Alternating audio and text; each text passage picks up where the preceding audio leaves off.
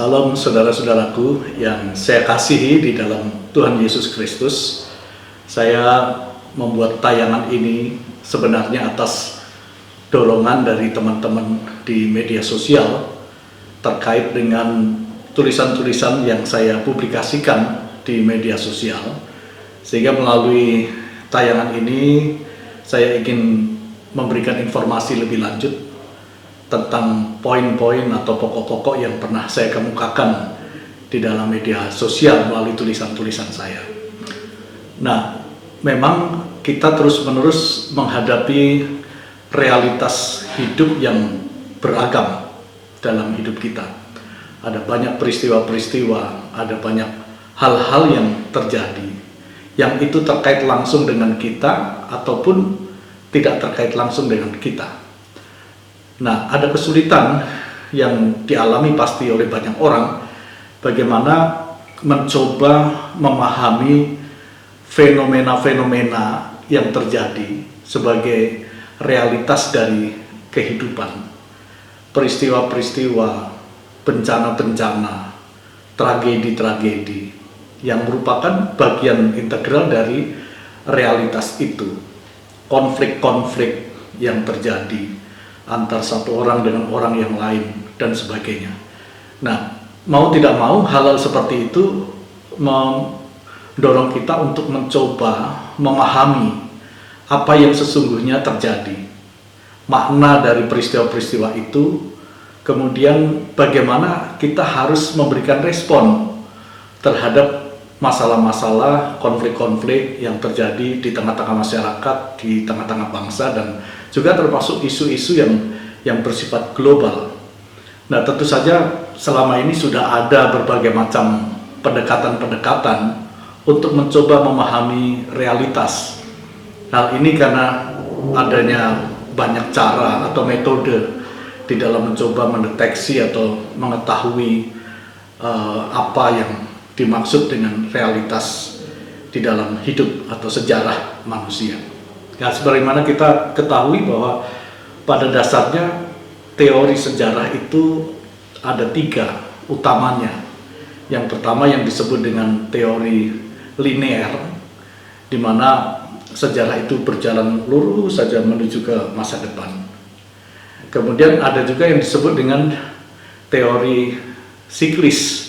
Siklis itu memahami bahwa realitas dalam sejarah itu berlangsung seperti berputar, seperti sebuah cakram. Jadi dia berputar, berulang lagi, berulang lagi, berulang lagi, berulang lagi. Nah, kemudian ada teori yang ketiga, itu disebut dengan teori spiral, ya, atau siklus. Nah, ini merupakan penggabungan antara yang linear dengan yang siklis tadi. Jadi menurut teori spiral ini, bahwa proses sejarah itu berputar, ya, maju, kemudian mundur, berputar, maju lagi, mundur, dan seterusnya, mencapai menuju kepada satu titik tertentu pada masa depan. Nah, saya lebih mengatakan ini sebuah siklus atau spiral yang bersifat progresif. Nah, kalau kita membaca dalam kitab Pengkhotbah pasal 1 ayat 9 dan 10, ini ada sesuatu yang menarik di situ. Dikatakan di sini, apa yang pernah ada akan ada lagi, dan apa yang pernah dibuat akan dibuat lagi. Tak ada sesuatu yang baru di bawah matahari. Adakah sesuatu yang dapat dikatakan, lihatlah ini baru, tetapi itu sudah ada dulu, lama sebelum kita ada. Jadi berdasarkan ayat ini, saya menjadikan ini sebagai sebuah presuposisi yang akan saya jelaskan lebih lanjut, bahwa pada dasarnya realitas hidup manusia dari zaman ke zaman itu mempresentasikan satu pola yang sama. Polanya sama, tidak ada sesuatu yang baru sebenarnya. Apa yang saat ini terjadi itu sebenarnya pola yang sama sudah pernah terjadi pada zaman-zaman sebelumnya. Sehingga menarik sekali bagi saya untuk melakukan sebuah pendekatan ketika kita hendak mendeteksi atau mencoba memahami makna dari sebuah realitas atau peristiwa-peristiwa yang terjadi dalam hidup masyarakat atau manusia pada umumnya, kita bisa menggunakan pola atau metode yang memperhatikan pola-pola. Nah, jadi tadi saya katakan bahwa ada banyak cara untuk mencoba memahami realitas, dan terutama dalam kekristenan kita juga mengenal banyak hal, karena di dalam Alkitab kita sendiri juga menyediakan hal-hal seperti itu, misalnya dengan nubuatan, pendekatan memahami realitas masa kini dengan pendekatan nubuatan, atau di Alkitab juga ada beberapa pola yang lain, model-model seperti tipologi, seperti alegori, ya. Dan kemudian dalam Perjanjian Baru ada juga perumpamaan-perumpamaan. Nah, itu memang hal-hal yang berbeda dengan pendekatan-pendekatan yang berbeda. Nah, saya mencoba mendekati realitas berdasarkan Pengkhotbah 1 ayat 9-10 tadi, maka saya lebih cenderung kepada memahami sejarah ini sebagai sebuah proses yang bersifat spiral progresif. Maju, tetapi akan terjadi pengulangan-pengulangan polanya, tapi terus akan bergerak maju mencapai titik puncak tertentu yang dikehendaki. Nah, memang saya mengusulkan atau saya ingin memperkenalkan sebuah pendekatan ini yang saya sebut dengan protopologi, dari bahasa Yunani protopo itu bahasa Inggrisnya pattern atau pola. Yang saya maksudkan di sini adalah kita telah disediakan oleh Tuhan melalui Alkitab bahwa sejarah itu terbentuk dari pola-pola kerja Allah, dan di pihak lain ada juga pola-pola kerja iblis. Nah, kedua-duanya berada di dalam sebuah realitas yang sama, bersatu padu.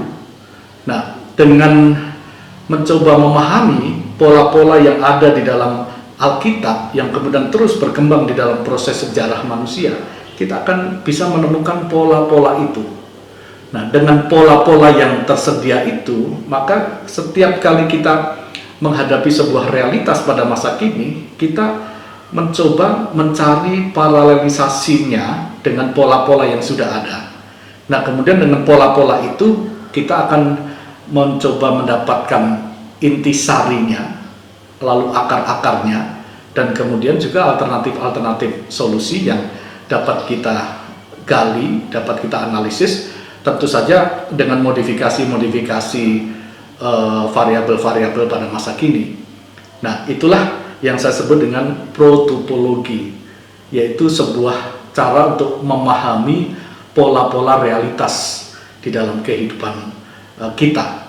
Dengan mencoba memahami pola-pola itu, maka akan lebih memudahkan kita untuk mengerti sebuah peristiwa ini sebenarnya sudah pernah terjadi sekian waktu yang lampau. Nah, belajar dari pengalaman-pengalaman masa lampau, kita bisa mengenali akar-akarnya dan kemudian dampak-dampaknya, dan kemudian belajar dari pengalaman pola-pola masa lalu itu, kita mengambil satu pemaknaan dan lalu mengambil kesimpulan-kesimpulan yang bersesuaian dengan variabel pada masa kini. Nah, itu yang saya sebut dengan protopologi.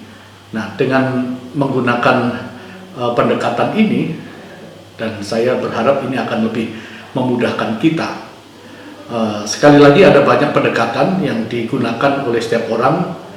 Ada berbagai macam cara. Misalnya ketika sesuatu terjadi, peristiwa terjadi, lalu banyak orang memberikan respon, memberikan komentar, memberikan tanggapan dengan mencomot ayat di sini dan di sana begitu saja, lalu mengeluarkannya dari konteks-konteksnya masing-masing. Kemudian ada yang memberikan respon dengan pendekatan-pendekatan yang berbeda, bersifat doktrin-doktrin dari kelompok-kelompoknya sendiri dan sebagainya. Dan itu silakan saja.